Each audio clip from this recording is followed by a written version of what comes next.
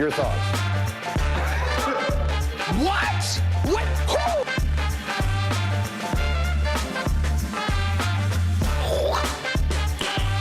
Nice.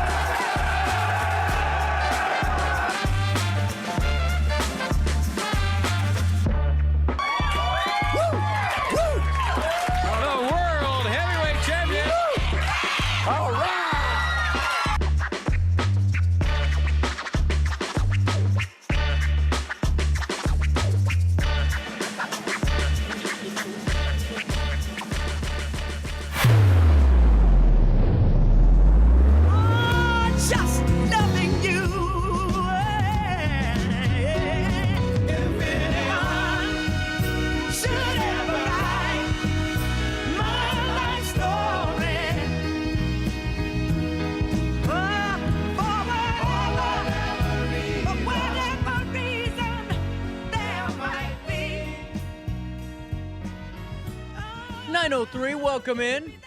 It's Friday morning, and it doesn't feel like, the end of April. 47 degrees in downtown Alton, and we got a great show for all of you. We're going to be talking in a couple of minutes to Rusty Wheat, just around 9:20. He'll be joining us for another edition of Talking Trash, and sounds like we're making some pretty good progress on the litter cleanups and all of the great work that Rusty's been doing. So we'll get some details on that. Then around 9:40-ish to 10 o'clock, we're going to be talking with Brian with Make-A-Wish, Missouri, Kansas. Brian's going to be filling us in on the Walks for Wishes event that was held this past Saturday, which is the largest, by the way, in the country. And we're going to learn about the importance of the event and some big fundraising goals with it. Then at 10:35, we're talking with Sebastian Joe and learning all about a brand new, coming out Tom Sawyer book titled Tom Sawyer and the Treasure of the Dark Mystery. We're going to learn all about the details of the book. This is Tom Sawyer a little bit more grown up now, as you and I kind of remembered him as we read. And Sebastian's going to be filling us in on the book and so much more. But at 9:04, here's what's happening around the Riverbend. Make sure you sign up for your daily email update, and you'll never miss out. You can join myself and over 70,000 that are in the know each and every day of the work week and on Saturdays with Around the Riverbend. We'll take you to Alton first. House Bill 4662, sponsored by State Representative Amy Ellick, has unanimously passed the House this week. The bill extends the sunset of an existing program that allows retired teachers to return to the classroom without negatively impacting their pension or their benefits. Here's a quote. This important bill will help districts address teacher shortages and the issues that are currently happening in the industry. I'm thankful to my colleagues for recognizing the need for extending this deadline and for unanimous approval in this measure. The sunset on the legislation has been extended until June 30th, 2029. The bill now moves on to the Senate for further consideration. You can stay up to date on news and legislative action in the Illinois House of Representatives by visiting RiverBender.com. Also in the news today, out of Washington, U.S. Senate Majority Whip Dick Durbin and Senator Duckworth introduced the Cahokia Mounds Mississippian Culture Study Act to require the National Park Service to conduct a special resources study on Cahokia Mounds State Historic Site and its satellite sites as well. Durbin and Duckworth have long pushed for Cahokia Mounds to receive a National Historical Site designation from the NPS, but in a congressional hearing last Congress, NPS indicated that the SRS must first be conducted on the site. If Cahokia Mounds State Historic Site were to be elevated beyond its current designation as a national landmark, the site would be given additional protections for the ancient mounds in St. Clair and Madison counties, along with Sugarloaf Mound in St. Louis, the city's only remaining mound. The city of Cahokia was inhabited from 700 AD to the year 1400, At its peak, from 1050 to 1200, the city covered nearly 6 square miles, larger than London at the time, and between 10,000 and 20,000 people lived there. More than 120 mounds were built over time. The site is named for the Cahokia subtribe of the Illinois tribe who moved into the area in the late 1600s. Also in the news today, out of Springfield, Madison County has been issued a final property assessment equalization factor of 1.0000, according to David Harris, the director of the Illinois Department of Revenue. The property assessment equalization factor, often called the multiplier, is the method used to achieve uniform property assessments among counties as required by law. This equalization is particularly important because some of the state's 6,600 local taxing districts overlap into 2 or more counties.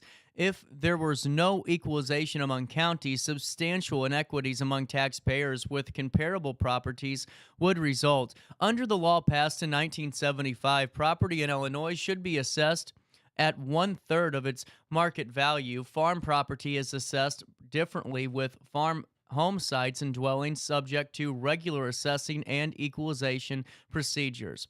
Farmland is assessed at 1/3 of its agricultural economic value and not subject to the state equalization factor. Assessments in Madison County are at 33.32% of market value, based on sales of properties in 2020, 2021, and 2022. The equalization factor currently being assigned is for 2023's taxes payable in 2024. Last year's equalization factor for the county was 1.0000. The final assessment equalization factor was issued after a public hearing on the tentative factor. The tentative factor, issued on the 2nd of November, 2023, was 1.0889. A change in the equalization factor does not mean total property tax bills will increase or decrease. Tax bills are determined by local taxing bodies when they request money each year to provide services to local residents. If the amount requested by a local taxing district is not greater than the amount received in the previous year, then the total property taxes will not increase even if assessments increase. The assessed value of any individual property determines what portion of the tax burden a specific taxpayer will assume. That individual's portion of tax responsibility is not changed by the multiplier. Also in the news today, out of Madison County, Dalton Brown has this one. Several retail thefts have been filed across the county, with many of those charged carrying previous convictions of retail theft. Robert Kroper, 52, of Alton, was charged with 4 total counts of retail theft under $300 for a series of thefts he allegedly committed from January until March of 2024 at the Dollar General at 502 West Delmar in Alton and the O'Reilly Auto Parts at 1650 Washington Avenue in Alton. Given Copper's previous conviction from January 2024 for his second offense of retail theft under $300, each of the Class 4 felonies were charged as subsequent offenses in his latest case from the Alton Police Department. He has since been released after signing the conditions of pretrial release order. Eugene Moore, 42, of St. Louis, charged with stealing multiple bottles of liquor with a total value of over $300. From the Edwardsville Deerbergs on March the 15th, Moore faces a Class 3 felony in the case from the Edwardsville Police Department and was released upon his signature of conditions. Finally, Logan K. Brown, 29, of Florissant, charged with 2 counts of retail theft over $300 after allegedly committing these acts on July the 15th and November the 5th, 2023, both at the Hibbett Sports on Homer Adams Parkway. He was charged with stealing over $300 worth of clothing in both cases. Brown faces 2 Class 3 felonies in the case presented by the City of Alton and has since been released upon his signature of conditions. Also in the news, the time is 9:12. Out of East St. Louis, State Representative Kevin Schmidt is excited to announce Coffee and Conversations with the Rep to be held at Billy's Pastries in East St. Louis on the 25th of April. this coming Thursday. The event offers constituents a unique opportunity to engage with Representative Schmidt in a relaxed and casual setting. As your representative, it is crucial for me to hear directly from you about the issues that matter most to our community. Coffee and conversation events provide a relaxed atmosphere where we can have candid discussions, about how to move our communities forward.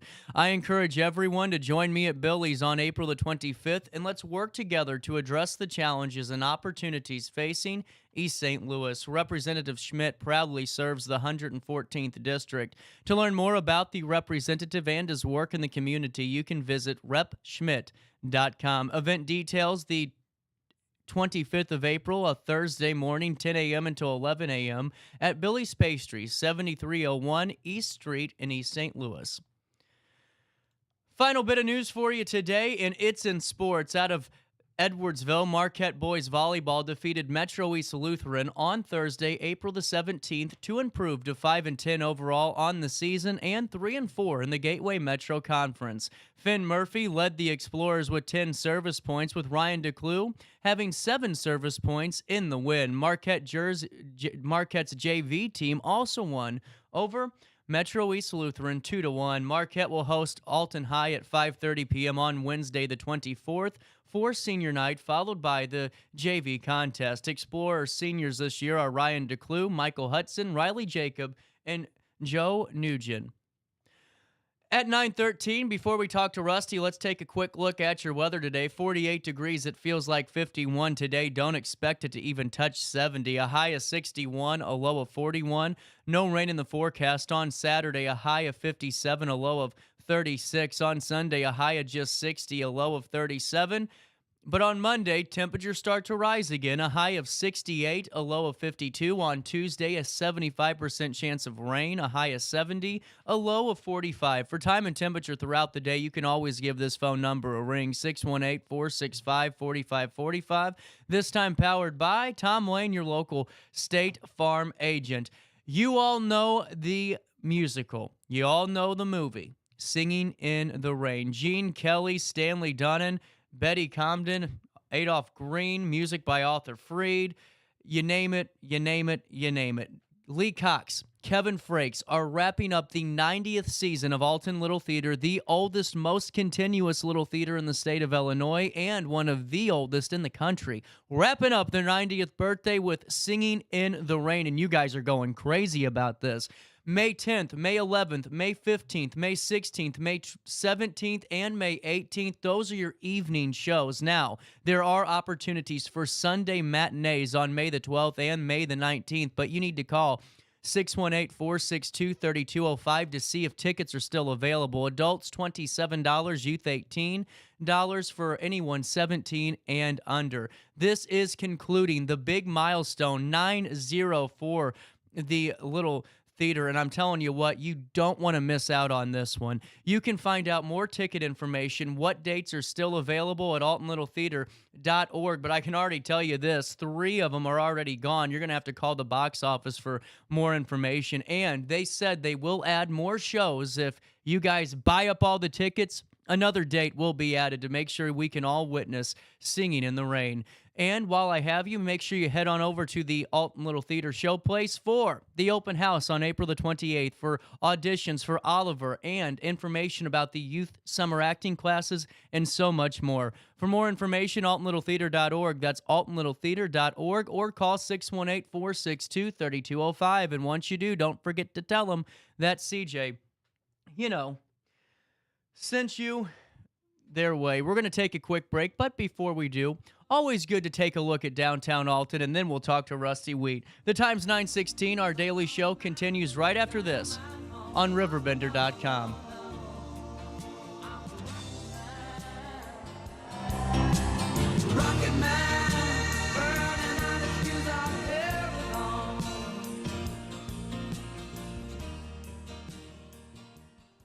No matter the season, Play It Again Sports in Edwardsville has the gear the athletes need to get in the game. Whether you're shopping for the newest sports equipment or saving money on quality used gear, Play It Again Sports carries what you need to maximize performance to get the most out of every swing, kick, stroke, or shot.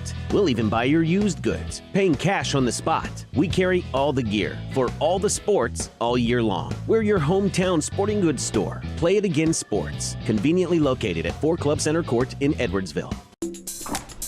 I just got a new air conditioner, top of the line. I bet mine's better. It's so efficient and quiet, I hardly know it's running. I've got you both trumped. I've got a Linux. So do I. Barrett Heating and Cooling carries Linux products to meet any budget. Don't gamble with your energy dollars. Call Barrett Heating and Cooling and start saving today. Lennox. Innovation never felt so good. With over 20 years of experience, Wilson's Tree Service has the expertise to handle all of your tree care needs. Licensed and fully insured, their team of experts are dedicated to providing reliable service. Plus, with a 24-hour emergency service line, Wilson's will always be there for you. Don't risk tackling that timber by yourself. Trust the local professionals at Wilson's Tree Service. Visit treeservicealtonil.org to get started today. Welcome to Evergreen Place, a community that embodies joyful living, independence, and financial freedom for seniors. If you're looking for a full day of activities or to relax in your apartment, we have you covered. Located on the Alton Memorial Campus. To know us is to love us. Experience the difference at Evergreen Place.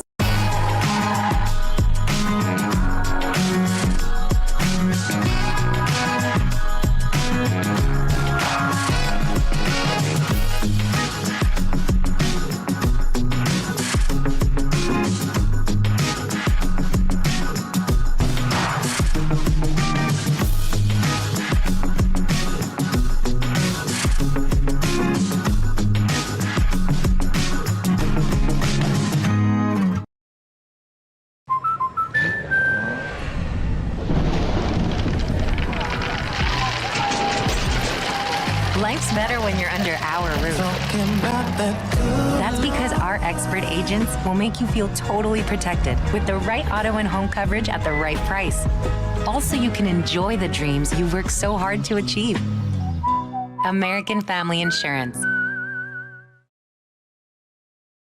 Since 1993, Sparks Junk Removal is always adapting to the needs of our clients. That is why we now offer weekly trash pickup for selected areas. Plus, we offer driveway-safe rubber-tired dumpster rental. Give us a call today at 618-781-1407 or visit us at sparksjunkremoval.net. Not sure if you've noticed, but those advertised prices from the other dealers are just a bunch of blah, blah, blah. At Roberts Motors, the advertised price is the price you pay. And that, my friend, is great news for you.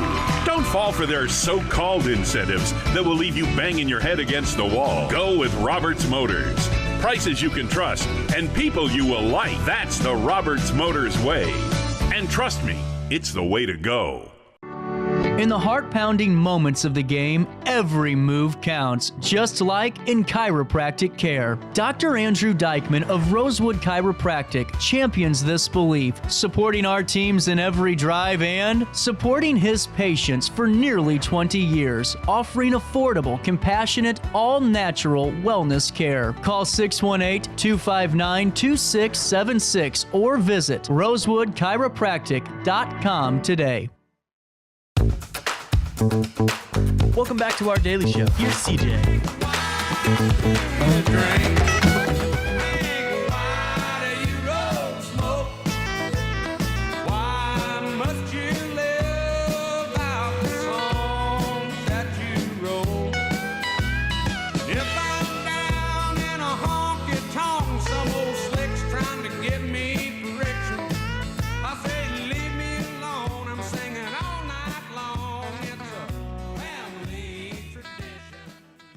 At 100%. 921, welcome back to our daily show. Talking trash with Rusty, Wheat, and the Chain Gang. Life's looking pretty good for you right now, man. How's it feel? Well, it's kind of actually indecisive, you know. Right now, I'm having one of those days where I'm just kind of feeling kind of lost. But it's a good thing. It's a good thing. I think we've finally come to a remedy, what I see as a remedy on the trash situation. But before I get into that, I want to give my Earth Day a plug. We're having our Earth Day tomorrow, Earth Day Madison County Cleanup. And we're going to be meeting at the corner of Madison Avenue and Wanda Road at 9 o'clock tomorrow. I'm pretty excited about that. Senator Harris is sponsoring an event in the Wood River, a recycling event in Wood River, but she said she's going to stop by ours first and do a photo shoot. Roxanna Mayor Marty Reynolds will be there. I think Representative Amy Elk's going to show up.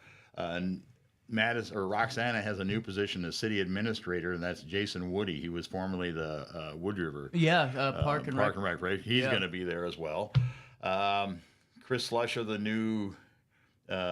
newly elected Madison County Board Chairman, is going to be there, along with a few other board members.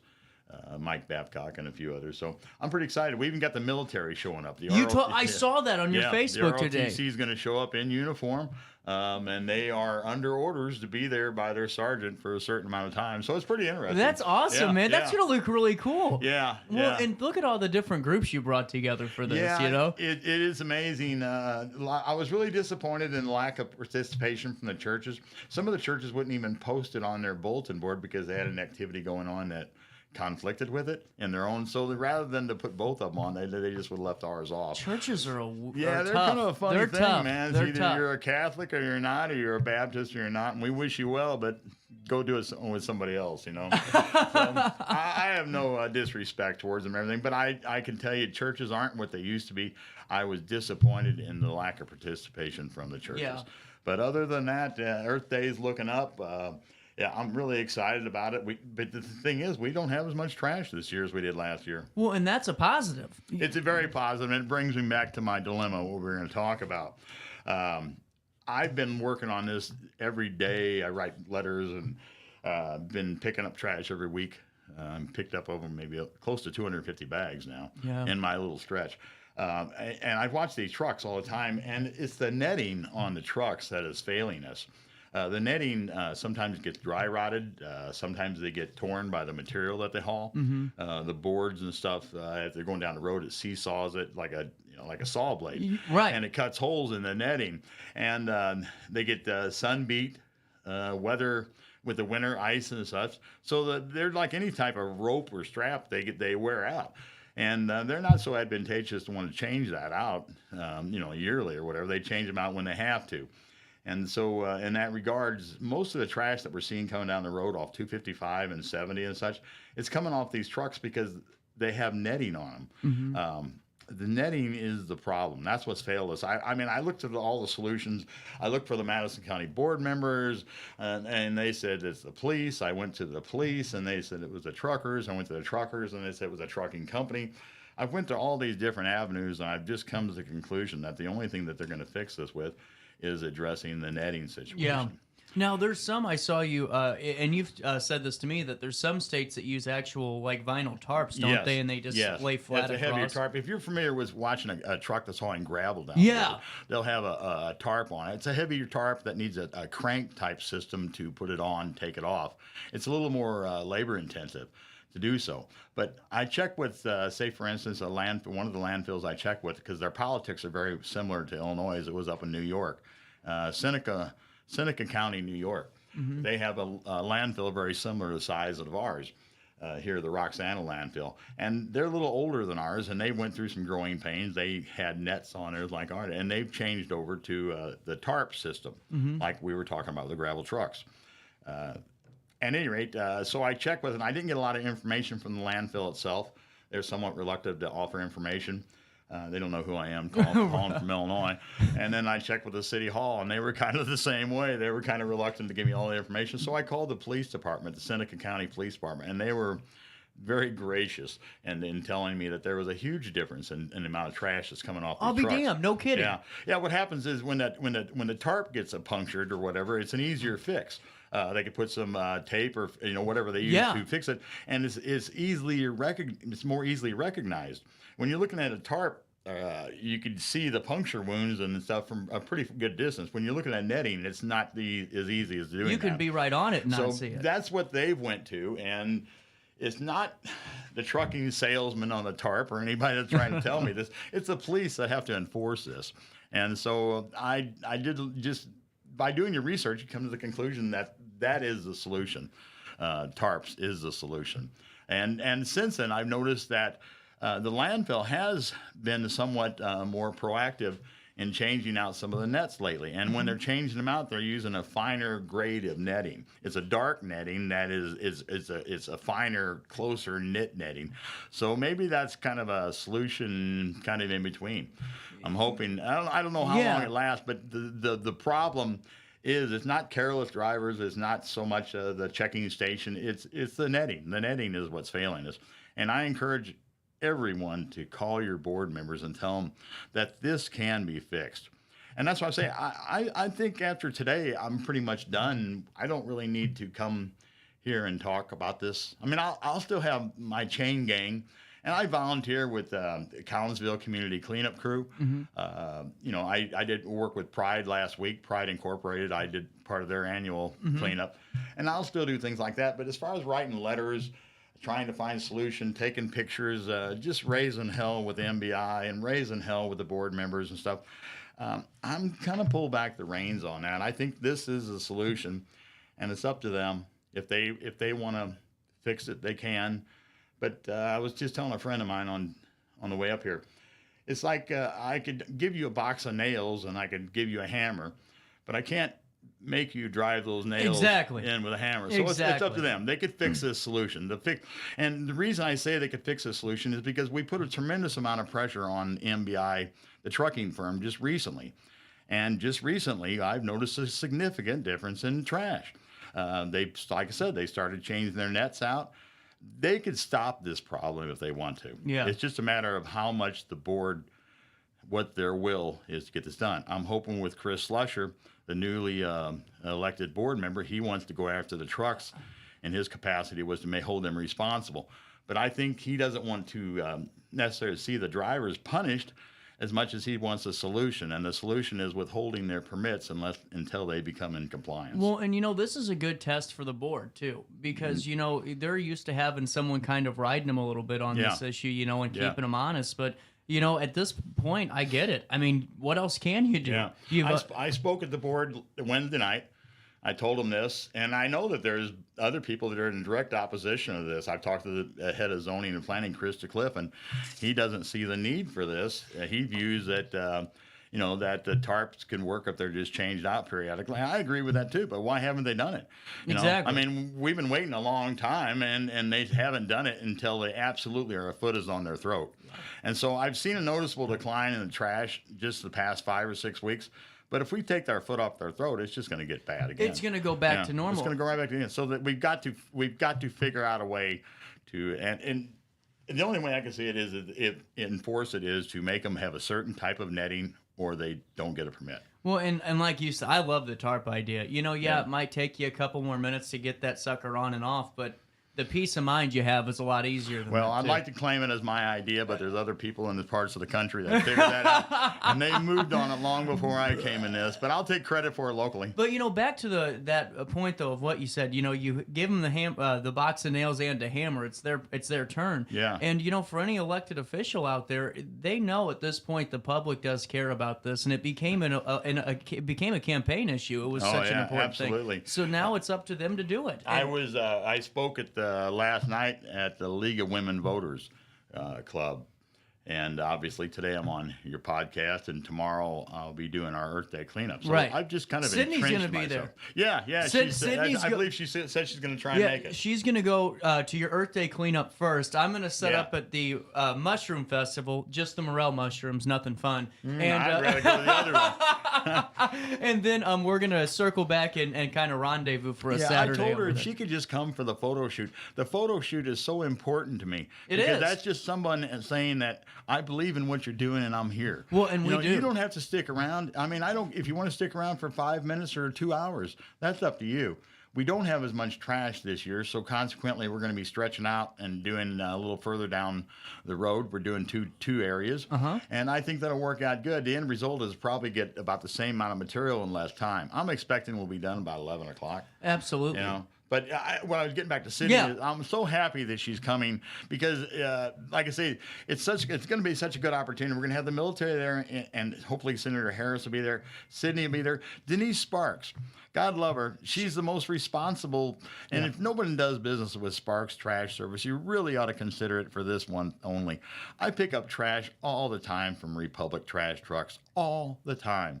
I never pick up anything from Denise's vehicles. I go by, the trash is always secured. I don't even think she'll pick up your trash if you don't have it in a bag. That's 100% true. So 100%. I've called her on it before. I know she talks to her crews. She's very conscientious about it. Whenever the Sparks vehicles go by, they see me out there. They always honk and wave. Sometimes they'll stop.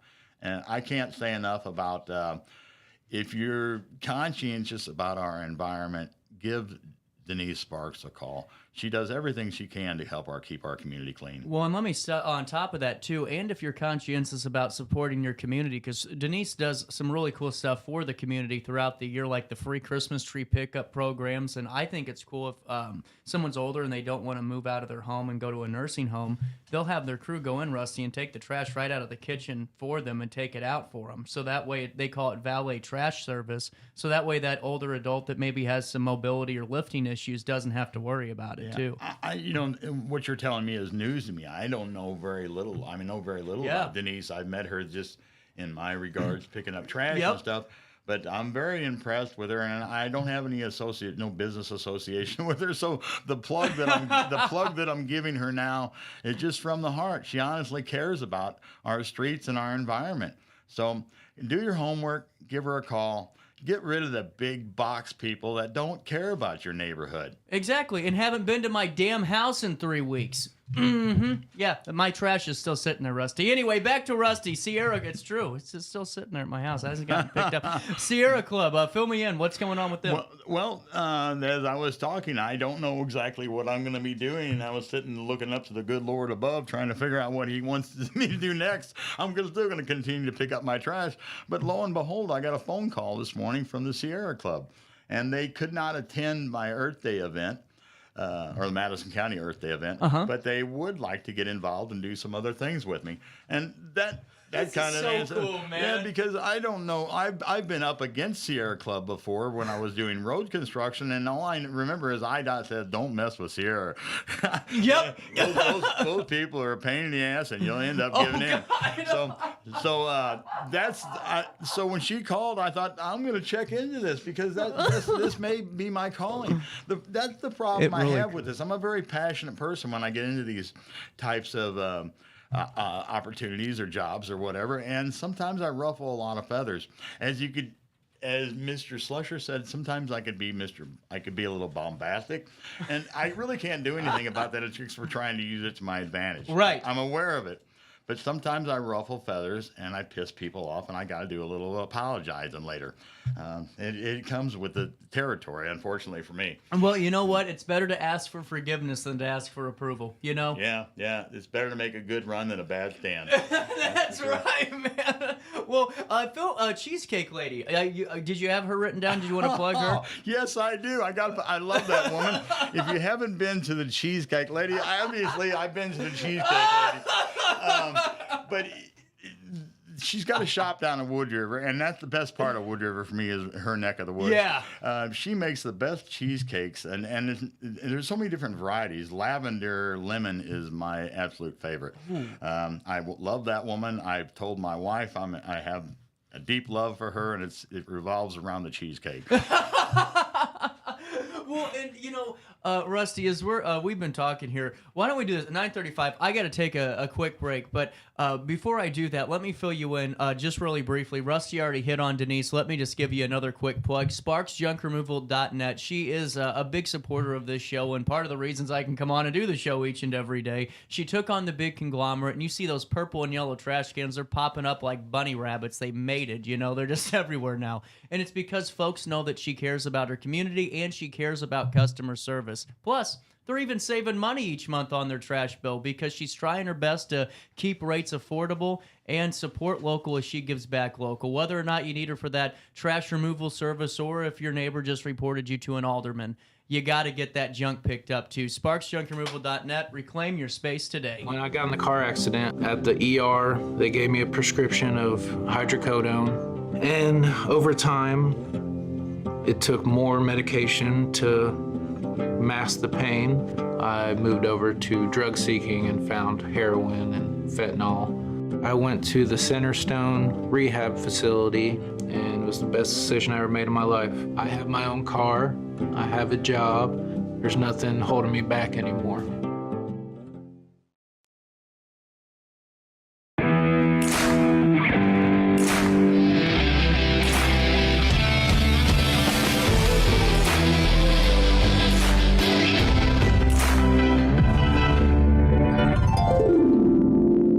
Dream Home Realty Center. Hey, Sherry. Talk to me, Dream Team. We've got showing.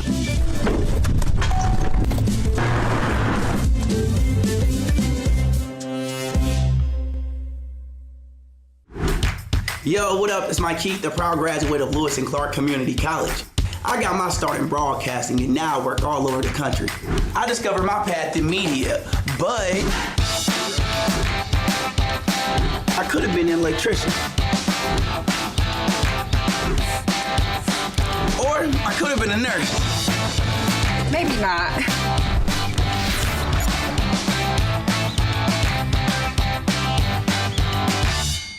We are Phillips 66 Wood River Refinery. We make the fuels that take us to work and our children to school. We make materials and energy products that allow us to stay connected to each other. We care about the quality and safety of our products because we care about the communities we share. Our employees live our values of safety, honor, and a commitment to act as good neighbors where we live and operate. We are Phillips 66. Welcome back to our daily show. Here's CJ.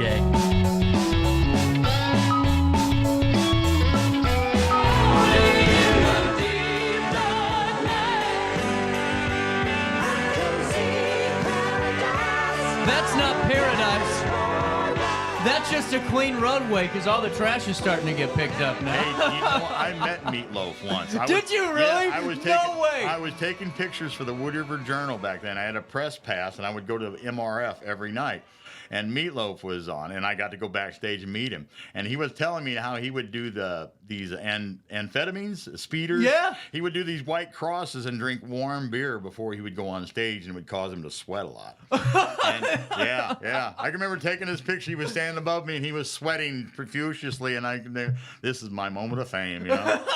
Was he good live? Oh, I love Meatloaf, man. He's good, man. I love Bad Out of Hell. That's an underrated album. One of these days, he's going to be recognized for the talent that he was, you know. Well, exactly. And now, you know, getting back to our conversation, we kind of hit on it a little bit, but do you have any understanding of what's next for you on this? No, I don't. And that's what caused me a lot of grief today, because I think the solution is here, and I don't know what else I could do except for I'll pick up. I mean, but that's just kind of a hobby from picking up my stress. Yeah.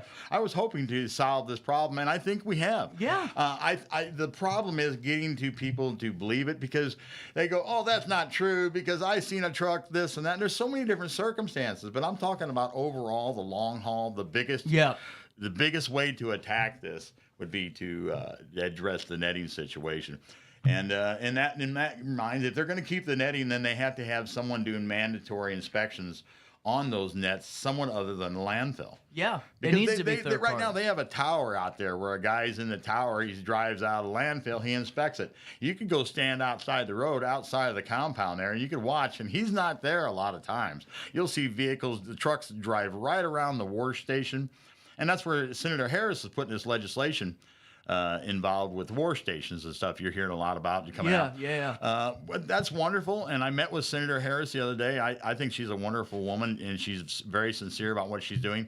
But unless there's someone to enforce that, it doesn't mean nothing. It doesn't mean nothing. It's like the laws on the book currently, unless someone's going to enforce it. Well, and you had a really good point with that, because to me, you said, and you know, they could have someone doing an inspection or you name it, but unless you tackle the overall issue of the netting and the tarping issues, because you can have someone sitting on a tower, but you said it perfectly earlier. You can be right on top of those nets and not see a hole. Yeah, it drives them crazy. I have some friends of mine that work at the landfill out there, and they give me information, tell me this or that. Yeah. So I know that people they're trying to figure out if it's a disgruntled worker or whatever, but they're not disgruntled. They're just people that believe you should. But see, right now the work stations is a volunteer thing. So more accolades to the landfill for putting that in right now. They don't have to have it, but very, very shortly it's going to be there where they have to have it.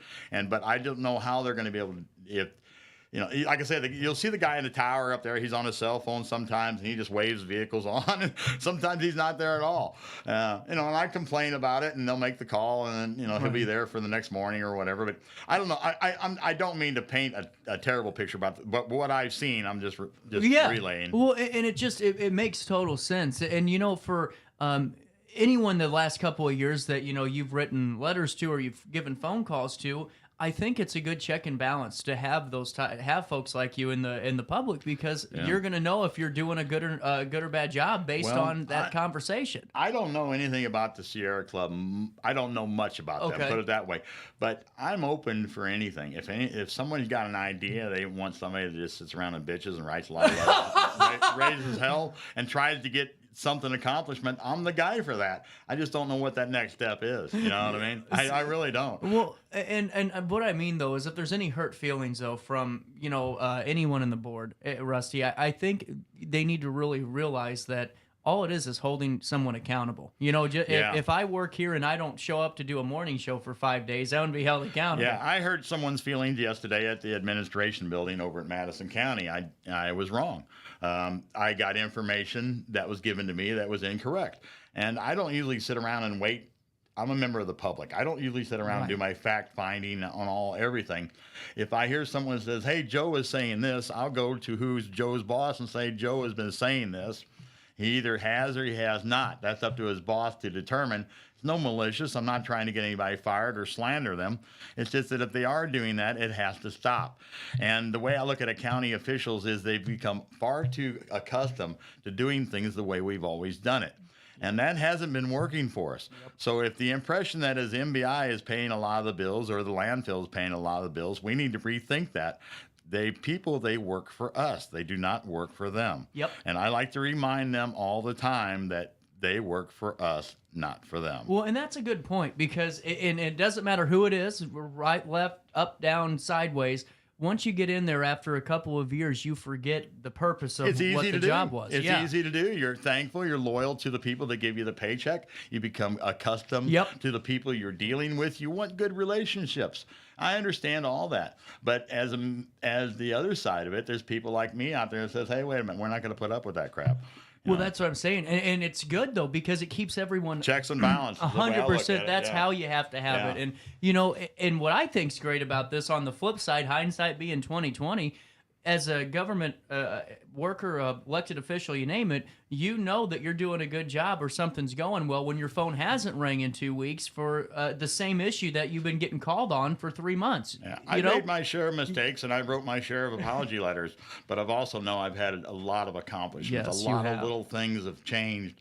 A lot of routes have been rerouted, and things are different. The groups are starting to do more cleanups. I get people that pull up. Yesterday, an individual pulled up to me and talked to me. He was from Brighton. He does his own little cleanups in his area, and he was so happy to see me out there because he had seen something about it, heard something about me, but he's seen me out there. Senator Harris pulled over the other day. She was driving down the road. She saw me, and she pulled over and said hello. I can't tell you how that fires me up. It just tickles me. It just... After this guy from Brighton left, I went and cleaned up the exits off 255 for about another hour or two. Gave you the motivation to keep going, I get so depressed sometimes because I think no one cares, right. And you just keep picking up trash and you keep trying to keep pushing forward. You go to the League of Women Voters when there's only like 20 people there when it's storming like hell out. You do these little things that you don't want to go. You sit there while they're talking about recycling for 45 minutes, and Jesus, somebody shoot me, Oh my God. But it's part of the deal, and it's what I signed up to do, and I'm committed to it, and I firmly believe that we've got the solution. So I am begging the board members and Chris Lusher to act on this, because it's going to drive me crazy for the next century, if nothing is done and the trash piles up, and they continually hire these outfits out of county, out of state to clean them up. And that's another issue with me. I'm working on that. Terry Akers, Madison County Board member, is working with David Livingstone, the Assistant State's Attorney, to rewrite that bid procurement policy that gives people in Madison County an opportunity to bid. If we're having a non-skilled labor, like me picking up trash, they could hire me cheaper than they can for an outfit out of Missouri, or if they can't, at least hire me because I live here and my taxpayers' dollars will be spent here. I'm not saying don't hire me, but hire an outfit from Missouri. I hire an outfit from Illinois as opposed to Missouri. Well, and if you can, from the damn county instead of from a different one too, and let's keep it in the county. But another thing, Rusty, I think that's the most important thing you did. This entire process of knowing you. And even though there's been a lot of big things done in trash and really raising awareness, this contract rewrite is really, really important. I think it's important. I look at some of the things we've accomplished the past year. Amongst bringing a lot of notoriety to this situation, Madison County has reinstituted their Adopt a Highway program. They let that die before. Even Edwardsville has opened up their own Adopt a Highway program. We've been able to get anti-litter signs put up by IDOT and put up by Madison County. There's a lot of positives. The only thing I would miss is coming here shooting the shit with you guys. I know, that's what I'm saying. I don't want you to leave. I'm trying to figure out a way I can stay around. We got to keep doing this because, man, I just love talking to you. Well, and it's because a lot of times, we only see the white collar part of society that wants to address change, and so many of us are just like you, Rusty, that would drive down the road and go, "God damn, that looks terrible," or that looks awful. And it's really refreshing to have you come on and talk to us like we're normal people, number one, but also telling us how you have to lead by example. Yeah, I firmly believe that. I don't ask anybody to do anything I don't do myself. 100%. I just absolutely don't. It is somewhat troublesome, and I know the guys that have that Roxanne landfill and legal issues page on Facebook. They have a lot more issues. They live a little closer to the landfill, and their issues are a little different than mine. That is a situation that I don't feel like I could fix. The landfill's not going anywhere. Right. But the trash is a situation I feel like I can fix. Unfortunately, the more trash I pick up, the cleaner the roads get. It takes the spotlight off their issues on the landfill. Right. And that's kind of unfortunate, but they're tough luck, you know what I mean? Well, that's another thing too, man. 100%. And now let's get back to Earth Day because we've been talking for a while. Earth Day cleanup, 9 a.m. 9 a.m. at the corner of Wanda Road and Madison Avenue. That's right off Highway 255, right next to the historic Wanda Methodist Church. That church, William what is it? What's the university in Lebanon? Oh, McKendree. McKendree. He was a pastor in his early life. He was a pastor who preached sermons there, and there was several forts, Fort Russell and Camp Dubious. I think the soldiers would ride their horses. They would ride their horses. they would ride their horses to hear that man's speech. So it's a very historic area there, and it bothers me that there's a lot of trash. So yes, we're meeting there at 9 o'clock. Well, get there early if you can, because we're going to do a photo shoot at 9 o'clock sharp, and that's the most important thing for me. And I encourage everybody, if you're coming to have a company shirt, of course we'll have the vest and stuff, but you don't have to wear it for the photo shoot. So display your wares. Last year, the Shine Like Spencer group was out there. Yeah, that's right. I'm hoping that they'll participate because their Spencer's charter is right down the road, and that's part of it. We'll be doing that area as well. But I don't want to interfere with all that. It's a personal thing with them, and I offer them support whenever we can. But yeah, I'm looking. Come on and have a good time. There's such a good feeling of fellowship and it's a cool feeling and networking. Yeah, when you're sitting there working with the policeman or the fireman or the mayor or the board chairman or whoever. In this case, it could be the senator tomorrow. Well, and it has the Christmas vibe to it whenever you get together in a community. And no matter what time of the year it is, it's that really special feeling. It's a really good feeling. Yeah. It's a really good feeling. And I've encouraged a lot of high school kids to come out. Unfortunately, we deal with the proms. And that's the problem, these prom moms. The prom moms. Oh, my son's got a prom, I can't come. And my daughter's got a prom, I can't come. It's from 9 to 11. The prom is that evening. I know that they got to be there to watch their daughter's hair curl and stuff. But come on, moms, give me a break. Show up. I had a similar issue with a dance that I was in trouble for because, I can't say it on the air. I'll just keep moving on. I'm not going to rehash it. I'm just going to keep moving out here on that one later on. Yeah, we're going to have to talk later about that one. Yeah. Rusty, with that being said, no, I don't know when we're going to talk again. You're always welcome on, even if you just want to talk county-wide what's happening, regardless of trash. I think it's wonderful. I'll still be out there in chain gang. Every Thursday I'm out there on 143, around 255 and 143. You can drive by. I got new barricades and stuff I painted up. It looks cool, man. Come on out there. I love it when people stop by and talk to me. Now, other question. How's the exit into Wood River looking today? Oh, it's excellent. There we go. It's excellent. Mayor Tom Sawyer, you owe me that citizenship award. I've made your community look really good. They're having their recycle event today. I wish them the best, but by the same token, man, I never get any assistance from the Wood River for whatever reason. I guess they don't want to be associated with us down there and wander. Whatever. Christine Burns, you're in charge of things now. Let's get that under control, would you? I want some more volunteerism out of you people. Oh my God, 9:52, Rusty Wheatman.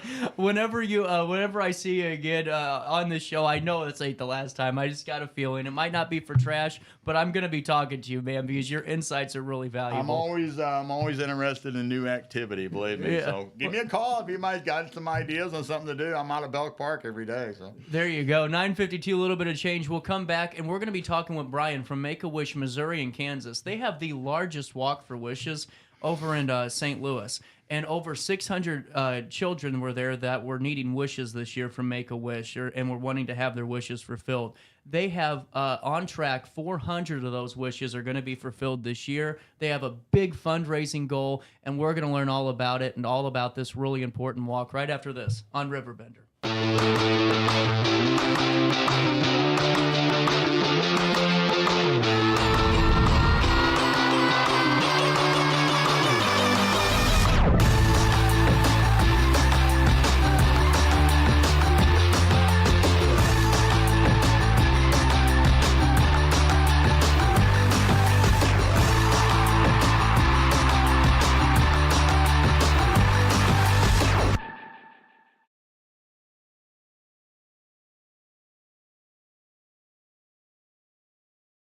Since 1993, Sparks Junk Removal is always adapting to the needs of our clients. That is why we now offer weekly trash pickup for selected areas. Plus, we offer driveway-safe rubber-tired dumpster rental. Give us a call today at 618-781-1407 or visit us at sparksjunkremoval.net. Macias Insurance Agency, providing quality products with extremely competitive prices. As an independent provider, we source multiple companies to offer the best rates possible, covering auto, home, business, and life insurance.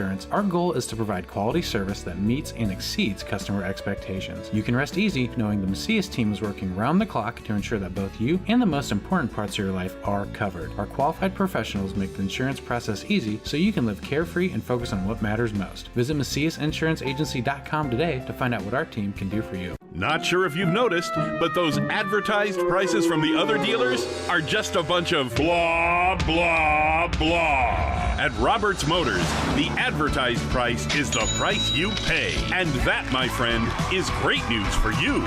Don't fall for their so-called incentives that will leave you banging your head against the wall. Go with Roberts Motors. Prices you can trust and people you will like. That's the Roberts Motors way. And trust me, it's the way to go. Has free checking become a thing of the past? Not if Liberty has anything to say about it. With 3 free personal checking options and even a free business checking account, free is alive and well at Liberty Bank, the local bank that gives you free checking choices and more cashing in your pocket. Bank locally, bank Liberty. For more information, visit www.bankliberty.com.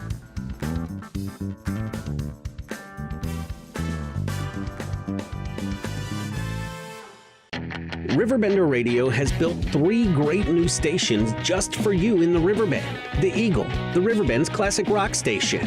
The Bridge, hit music for the Riverbend. And The River, today's country, and all your favorites. Check them out today at RiverBender.com. Welcome back to our daily show. Here's CJ.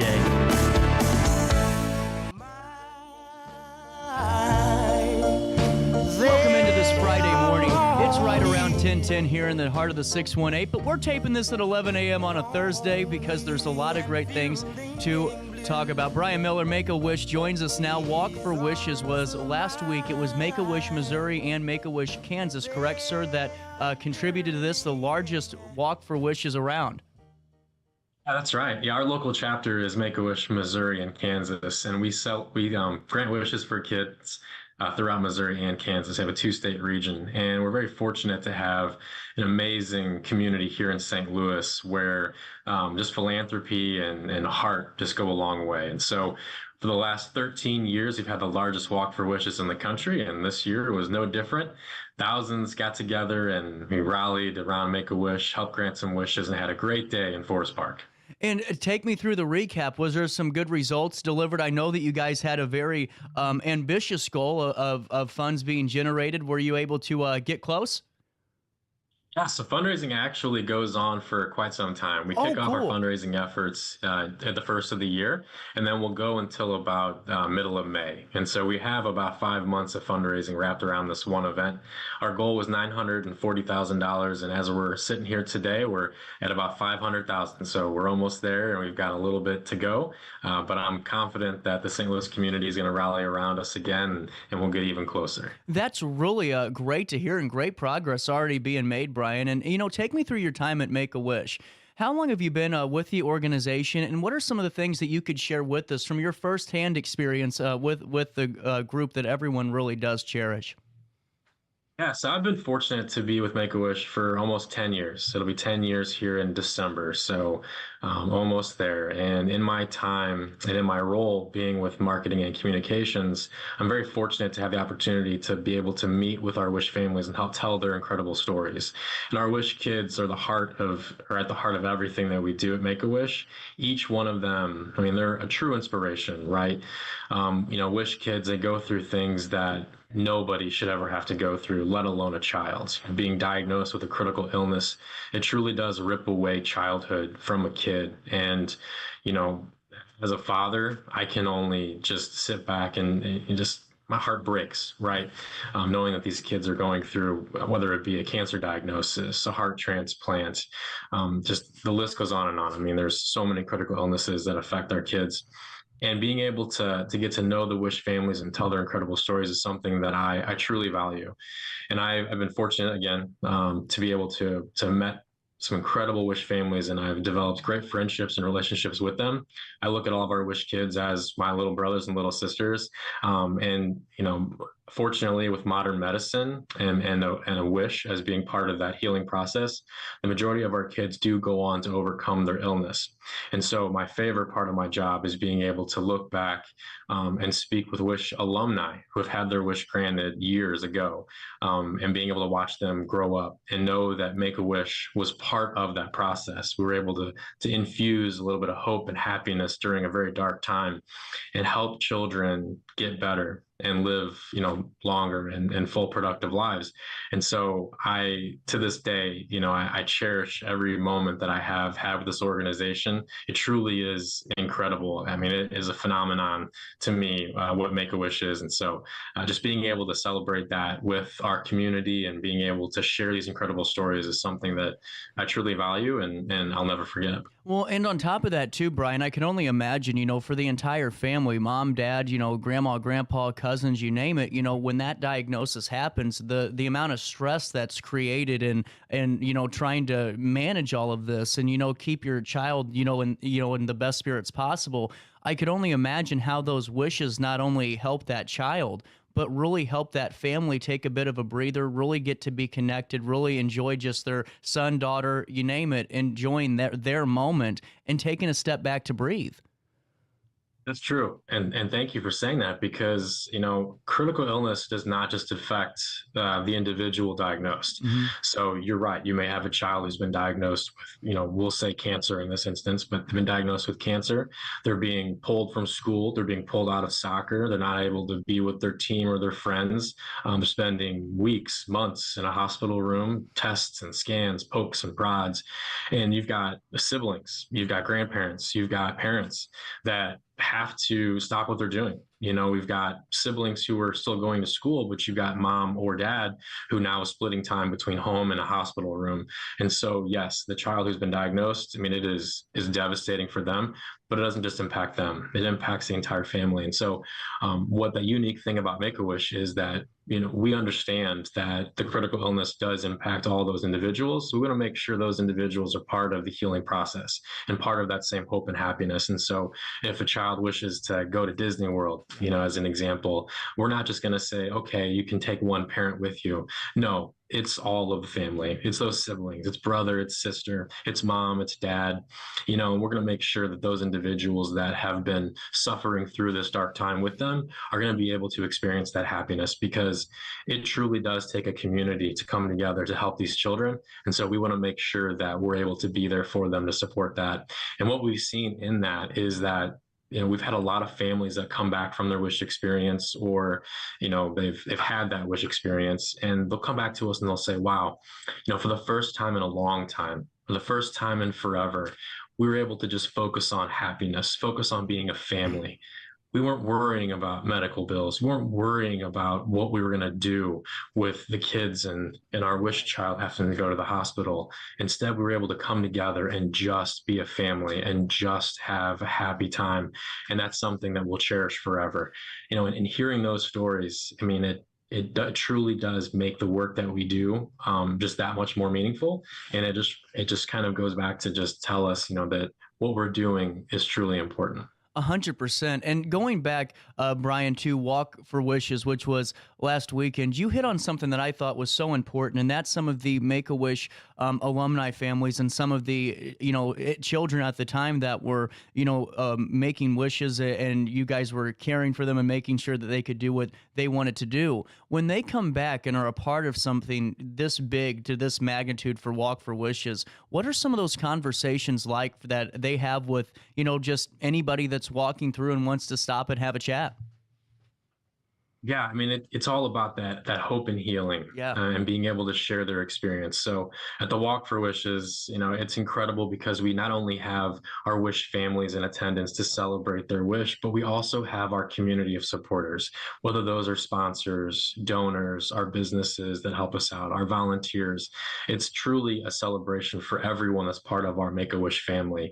And so being able to interact with our wish children, with our wish alumni, having our sponsors, our donors, get together and being able to share stories and hear firsthand the impact that a wish has had on our families. It truly is special. And just this past week at our Walk for Wishes, there were a couple of instances where we've had wish alumni who have had their wishes granted, 2, 3, 4, 5 years ago, who were being introduced on stage, and just seeing our volunteers that were there, seeing our sponsors that were there, their faces were just lighting up, and, tears of happiness were flowing because a wish child was telling the impact and how much their wish meant to them, and thanking those individuals firsthand for helping make wishes come true. It is a celebration, not only, for Make-A-Wish, but also for the philanthropic spirit of St. Louis. 100%. And that's something, Brian, you know better than anybody in your position with the support that the Metro East, the St. Louis region, gives to so many organizations. And let me ask you this. I've never asked this question to Make-A-Wish before, and I've had a few different folks on in different facets. But for Make-A-Wish, what all goes into granting that wish? Oh, wow. That's a great question. So I had said that it takes a community, right, for these kiddos. And the same thing goes for Wish Experience. We rely on our medical professionals first and foremost to refer our children to help them. So, referrals come in typically from medical professionals, doctors, nurses, social workers, but also families, and in some instances, the wish child themselves, if they're old enough. But so our medical professionals, those are the ones that are front and center, taking care of our kids and helping them from a medical standpoint. standpoint, and then working with us to help determine eligibility and then referring them. And that truly is the door that opens for Make-A-Wish. And then once a child is in our care, then we have our volunteers, and our volunteer wish granters are the ones that go out and meet with the child and help determine their one true wish. And those volunteers work back with our staff members here to then develop and create what that wish experience looks like. And each wish experience is as unique as the wish child themselves. You know, we joke and we say that, you know, a wish experience is only limited to the child's imagination, but in reality, it's true. You know, I mean, every single wish, if a wish child wishes for something, you know, maybe it's a shopping spree, but we're going to make sure that it's catered to them, right? So we're going to ask them, okay, well, tell us about your shopping spree. What does your day look like? Start from the beginning. Yep. If the child wishes to go on a shopping spree, you know, in a pink limousine, and they want to eat lunch at their favorite restaurant, and then they want to, you know, go do X, Y, Z, we're going to make sure that that happens. And it looks just like what they want it to look like. Well, and those wishes can't come true without our donors and supporters. So it takes our community to come together to donate the necessary funds to create that wish experience. So, I mean, we've got medical professionals, we've got our volunteers, we've got our donors, our staff, the wish families. I mean, it takes everyone to come together to create these magical experiences. That's really fascinating, because every time I do speak with an individual from Make-A-Wish, it's always an all-hands-on-deck scenario. But to really know how many facets and how many spokes of the wheel have to really converge to make this happen is just wonderful.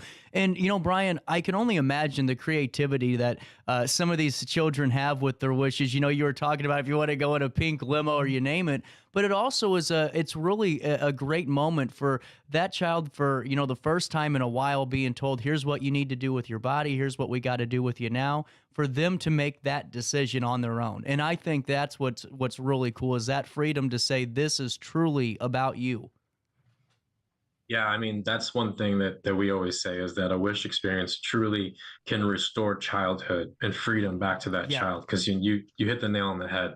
I mean, these kids, when they're diagnosed with this critical illness, they no longer have that choice. They are being told that you're going to the hospital. In some instances, they're there for a long time. They're going to be going through tests. They may be required to go through transplants. They may be required to go through chemotherapy. I mean, whatever the care is needed, that's going to have to happen. Yeah.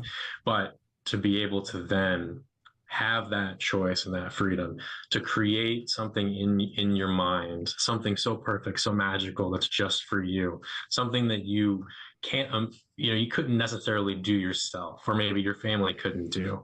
Maybe your child wishes to go to the moon, right? Or have a space exploration experience. And then Make-A-Wish is going to find a way to make that happen. We'll partner with NASA. We'll create some sort of a wish, space experience here in the United States for that kiddo. That's but so cool. Whatever the case may be, they do have that freedom. They have the ability to think that anything is possible. And let me tell you, if a child thinks that anything is possible, it's going to be possible. 100% over. They're going to overcome their critical illness. They're going to overcome whatever odds are against them.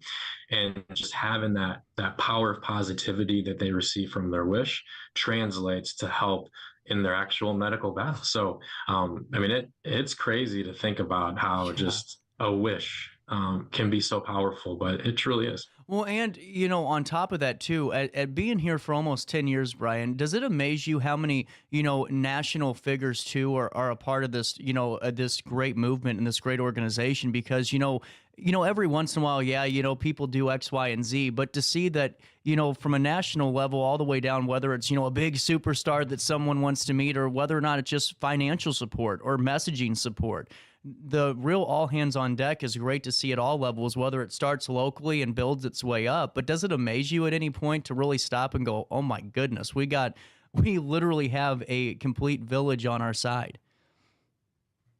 It does. It truly does. And I've been fortunate in my life to have worked with different nonprofit organizations and volunteer with a few other ones before Make-A-Wish. And the incredible work that all of our nonprofit organizations do is great. However, there is something very unique about Make-A-Wish and the level of support that we do receive on a national level, or even a global level, from celebrities and from figures. I mean, it is. I mean, it just goes to speak to the power of a wish and how so many individuals can get behind that. And, I'm a huge Dwayne The Rock Johnson fan, right? So having Dwayne The Rock Johnson being one of our wish makers, as we call them, being able to be there to help grant wishes and help rally support. I mean, it is. I mean, it's heartwarming, but at the same time, you have to kind of, just stop and reflect and say, wow, I mean, it's pretty neat. That's what I think so amazing about that, because you have local individuals that are so dedicated to this. You already went through the volunteer and the different folks that are a part of those wish processes, the events, the organization, but just to see how it works all the way up to the very top of superstardom, or you name it, is just one of the coolest things for me to see too, is everyone really diving into that mission. And now, Brian, I know I've been talking to you for over 15 minutes by now, and sorry for keeping you so long, but for folks at home, that are in the St. Louis region that, maybe don't have the money of a Trayvon of The Rock, to put, a good, a sizable $1 million, donation down. How can we help? How can the blue collar men and women of our community, of our region, come together and support the children's missions and really help them and their families in a time that's so critical? So, to be honest with you, the majority of our donations are smaller. I'll be darned. Yes, it would be phenomenal if we were able to have a large scale donation come in. But the truth is that even though Make-A-Wish is a very large name, a very large, well-known brand, we're still grassroots, we're still small. And so throughout the United States, there are 58 different chapters. Our chapter is Make-A-Wish Missouri and Kansas. So as I said earlier to start the show, we serve children throughout Missouri and Kansas. We're headquartered in St. Louis, and we are our own separate 501c3. So every Make-A-Wish chapter is their own separate charity in a sense. Okay. All the money that's raised in that chapter's territory stays in that chapter's territory. So we don't receive large funding from a national office or large funding from grants or national entities. The majority of the money that we receive comes right here from our community. And it's $25, $50, $100. I mean, those donations that come in, even though they could be small, for me, a $25 donation can go a very long way. We tend to take, that Make-A-Wish name and that brand, and we go out there and make sure that we're using our donor dollars very, very, very wisely. And so we ask for in-kind donations. We ask for partnerships. And so if for some reason someone can't give a monetary gift, that is completely fine. Maybe you can give some of your time as a volunteer. Yeah. Maybe you can give something, maybe, of talent. Maybe you or somebody who has a skill for building. You can help us build a play set. You can help us build in room redos. Maybe you can help us decorate as an interior decorator for someone who wishes to have, a man cave or a she shed. So there's so many different ways that people can connect with us outside of just a donation.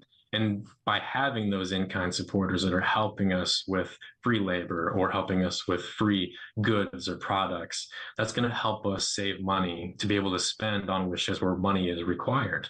Now, the average wish experience, it's $10,000. And some people might be shocked by that, but I'm going to explain.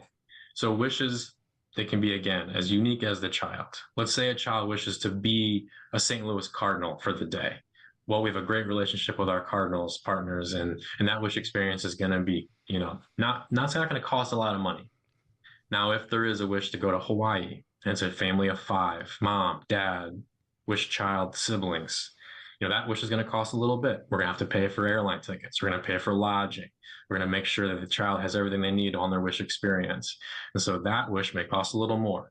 So wishes tend to fall in that range, but 10,000 is the average wish. How many donors would help with a $10,000 wish? Lots of donors. Yeah. $25 here, $50 there. I mean, I can tell you right now that if someone donated $100, that could help us with an individual wish, such as, to be a princess for a day. That could cost, that could take care of the princess dress. Yeah. It could help us rent and get a horse and horse-drawn carriage to provide that child with the necessary items to become a princess. And so every little bit helps. Doesn't matter. If you can donate $5, donate $5. If you can donate 100, donate 100. But I will say this, there is a need. And that need right now is over 650 kids are waiting for their wish right here in Missouri and Kansas. We've got hundreds of kids in St. Louis alone, and we need our community to come together to help us. This year, we're hoping to grant over 430, but there's still much work to be done. If we can get that, that's great. but each year nearly 600 kids are referred to us for wishes that are eligible, that are in our pipeline, and the work doesn't stop. And so it's our vision to grant the wish of every eligible child. And so I implore you, if you can help in any way possible, this is one mission that you will be proud to be part of. 100%. And what's the best way, Brian, for folks to, pardon me, find this out online, find the link, and be able to support? Best way is to go to our website. It's wish.org/MOCAN. That's wish.org/MOKAN for Missouri and Kansas. Yep. And from there, there'll be so many ways to get involved. And all we ask is that you find the one that's good for you, the right fit, and then join us as a wish maker to help us make wishes come true. Brian, this has been a really fascinating conversation and really good to learn more behind the scenes of what really goes on inside Make-A-Wish. I'm sorry I just died on you there for a second. I started choking because of the weather change that's hitting our region with the storms. But, you know, for you to give us your time, I know how busy you guys all are in that organization because it never stops. But if we can get a few folks to donate and support these missions, these wishes for these children that more than deserve them, that's all I could ask for. No, and I thank you for your time and for helping us and allowing us to have the opportunity to share the powerful impact of Make-A-Wish. Absolutely. We'll take a quick pause here on this Friday morning. It's the 19th day of April. More of our daily show comes back to you on Roku TV and RiverBender.com after this. I set the thermostat so my house would be warm when I got home from work, but the kitchen is still cool. At Barrett Heating and Cooling, we stand behind every Lennox system we sell. My dealer said he'd take care of everything. At Barrett Heating and Cooling, we understand everyone wants prompt, professional service. Turns out it wasn't my furnace after all, just a little something blocking the vent. Pretty smart dog if you ask me. For service you can count on, call Barrett Heating and Cooling. Lennox, innovation never felt so good. You won't find a better health club than Nautilus Fitness Center. More cardio, more free weights and equipment, more classes, a swimming pool, and more. If you're serious about your health and want to make a change, then stop thinking about it and visit Nautilus Fitness Center on Industrial Drive in Alton. Don't fall for the hype you get from the other health clubs. Nautilus is the Riverbend's premier health club. Has been for years and will be for years to come. Get to Nautilus Fitness Center and get started on a healthier new you. DJ Mike Keith.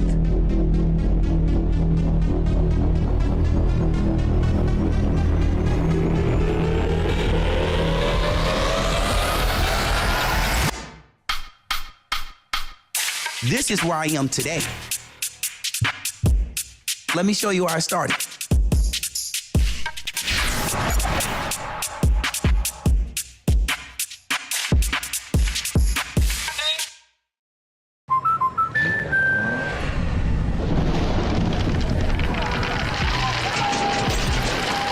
Life's better when you're under our roof. That's because our expert agents will make you feel totally protected with the right auto and home coverage at the right price. Also, you can enjoy the dreams you worked so hard to achieve. American Family Insurance.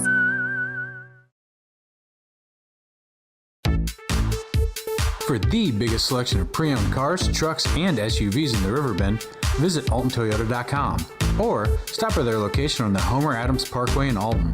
Winner of the prestigious President's Award, Munganast Burkhardt Alton Toyota knows how to treat their customers, and they will help you find the vehicle that is perfect for you. For years, Munganast Toyota has been a fixture in the Riverbend, and now Munganast Burkhardt carries the tradition. New name, but the same great service you've come to expect. You're listening to Our Daily Show with CJ Nasello on RiverBender.com.